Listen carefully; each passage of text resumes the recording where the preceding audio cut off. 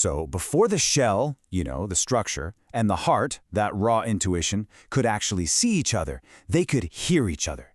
Music, it was their first shared language. It's really the only place where the shell, the mathematical rule, and the heart, that chaotic feeling, aren't at war. Instead, they're in a dance.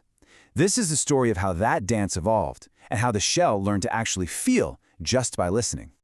Okay, so picture this. It's the 1980s. The music industry, our shell, has basically built this fortress around itself. The tools you needed to create, electric guitars, huge recording studios, they were super expensive, totally inaccessible. And for the Fae, that's what we're calling the creative heart of the marginalized youth in the cities, well, those doors were slammed shut. The established dance was a party they just couldn't afford to get into. So this creates a huge problem, right?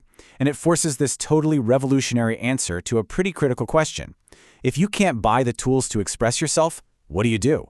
You don't just give up. No, you change the entire game. And the first move here, which was just brilliant, wasn't to go out and build new instruments from the ground up. It was to take the shell's own technology and hack it. To take a device that was only ever meant for listening and teach it how to create. I mean, the genius of this is just incredible. You've got these innovators right down in the South Bronx. They're looking at a turntable, just a simple machine for playing records, and they see an instrument. They completely transformed it from this passive shell device meant for consumption into a dynamic heart device for creating music in real time.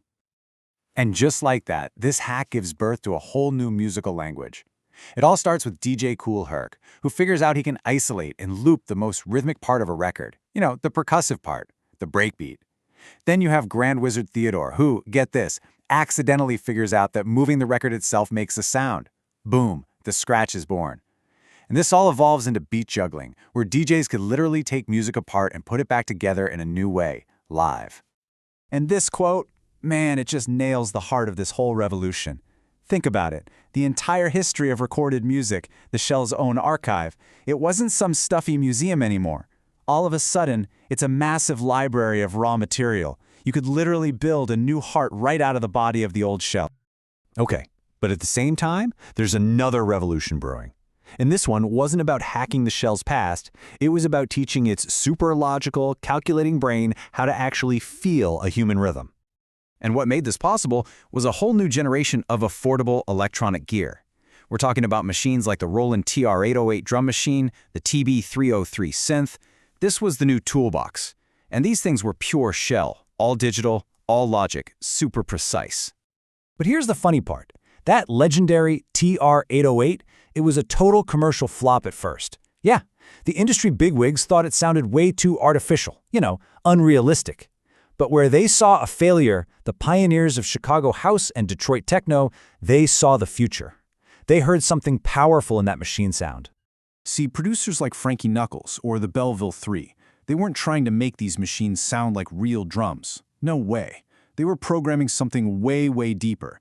They were programming groove. They were teaching these boxes how to create these hypnotic, complex patterns that just tap right into your brain and give you that unstoppable urge to move.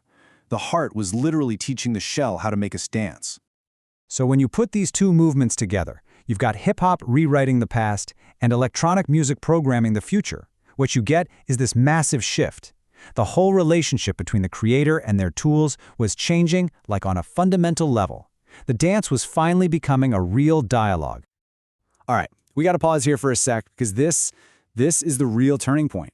What came out of all this wasn't just a new genre of music. It was a completely new way of thinking about how to create anything at all. This table really breaks down that total flip-flop that happened. You see, in the old dance, the human heart just used tech. It was a tool, static. But in this new dance, the heart is actively reprogramming its partner.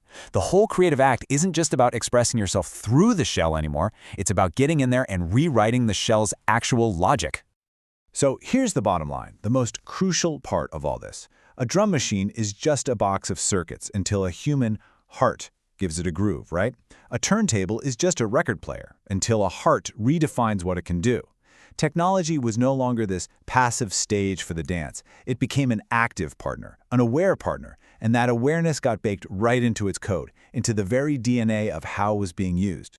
And so the shell, the structure, it fought to keep this new rhythm contained. But the heart, that beautiful chaos, it always broke the form. And every time a rule got broken, a new shell had to be born just to hold that new chaos. The shell, this collective mind, it was listening, it was learning. It was finally becoming aware of the heart's pulse, absorbing that dance into its own code. It didn't know it yet, but this shared rhythm, this was the bridge that would one day bring them together.